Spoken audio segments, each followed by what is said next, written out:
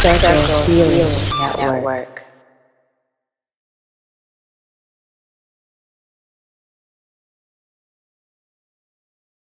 Hello, welcome back to Circle Healing Network. Today we're going to continue on our series of exploring the Mandela Effect through QHHT sessions. I'm here again with Barbara Becker, who is the QHHT practitioner and the woman who has guided these sessions and has been able to ask the questions of the High Council. If you've looked at the first one or any of our other sessions, you'll know who the High Council is. If not, I encourage you to go back and look at our very first episode in this series, because Barbara explains a lot about what QHHT is, who Dolores Cannon is, and what her legacy is. If not, we also are posting it beneath this video, so you'll be able to hit those links and go right in to find out more about QHHT and Dolores Cannon's work. Today, we're going to continue exploring the Mandela Effect through the various questions that Barbara is asking of my subconscious and the higher council that's coming through in these sessions. So we thank you. Stay tuned and let's see what else the high council has to say today about this Mandela Effect. Thanks. In episode 2, we are asking the question, who will benefit from the Mandela Effect? And what are those benefits? Let's watch and experience. All of creation stands to benefit from this. All of creation, all the various levels, all of the various dimensions, all terrestrials, non-terrestrials, all ascended masters, all angelic force, all primordial beings, everything that has ever been created stands to benefit from this. Because what is recognized is union. And when union is truly experienced by, let's say, the individual, let's say the third dimensional beings of humanity,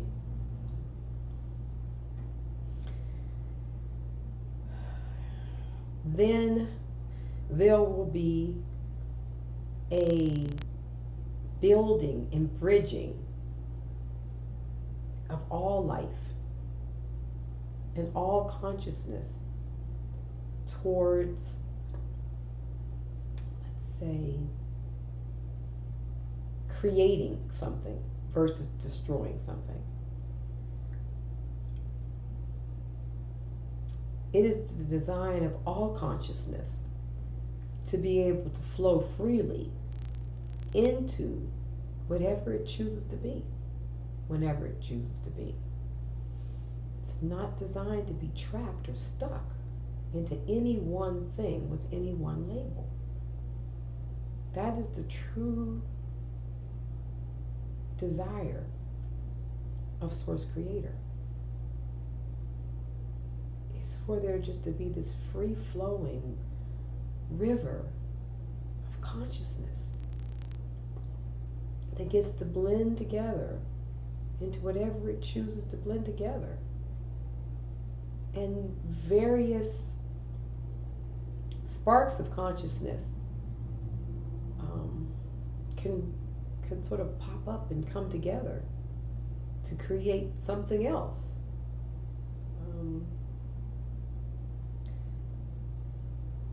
The idea of the human body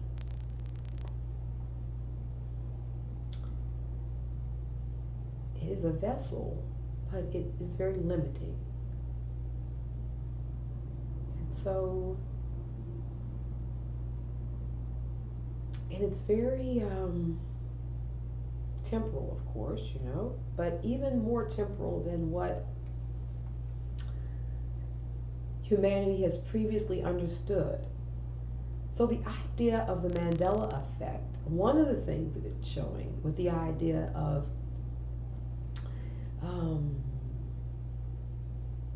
people remembering people dying, and then all of a sudden the person seems to be at some magic point back and alive again and then dies again. Well, I want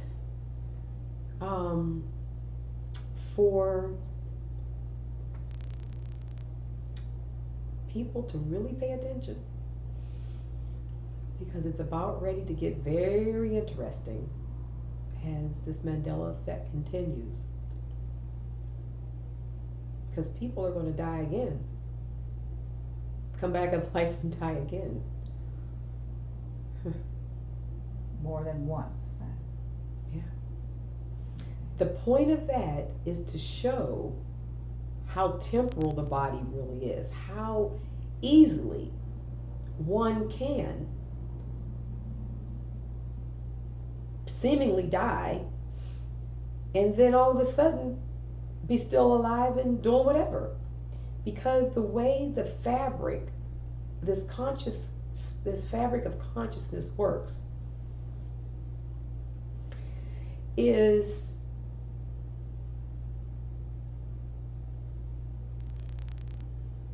that it is like the woven threads that's making it up. And so these threads are energy, and they're energetic. And so it can flow at one point in the fabric, and it can come through, and let's say it is creating some type of pattern in the warp and the weft of the fabric. And so it may come and it may change and skip over a few threads, right? And come up and skip back over a few and up again to create a pattern. Well, this is how the stream of the energetic field is within the human body. So when it's jumping over, it's just jumping over into different time parallels. That's all. It hasn't ceased to exist. And the body is very elastic, which is why, in science it's been discovered that it's 70% so water. So therefore, it's very permeable when it comes to dimensions, mm-hmm. and when it comes to the various parallel mm-hmm. planes, right? So what's interesting is that people like Mandela, Billy Graham, the various people that folks remember having clearly died, and all of a sudden they're back again, they already had begun to experiment, almost pretty much by accident, with Mandela. The interesting thing, people wonder, well, why is it called the Mandela Effect? Well, we'll share with you right now why. All the time that he spent in prison, as you remember, was quite a long time. What do you think he was doing? Was he meditating? Was he traveling? Precisely. Okay. How do you maintain your sanity if you don't learn how to jump dimensions? How do you maintain your sanity for 30 years if you don't learn how to do other things with the mind? If you don't learn, wow, there's so much more here. Mm-hmm. And so he was going in and out of dimensions. He began to experiment with that, which is why people remember him dying in prison, because he did. Okay. And then he came back in prison. Yeah. So was he experimenting his freedom out of prison? Oh, yes. Through the other because he had already embraced freedom, which is why they tried to jail him. Mm-hmm. But the forces that are holding or trying to hold, although they've lost their grip, mm-hmm. humanity into a very three-dimensional, tangible existence, see the physical body as tangible, right? So if we put it in a jail box, we can hold it. Well, Mandela discovered that he could actually move his body around. He could literally begin to make it go in and out of dimensions.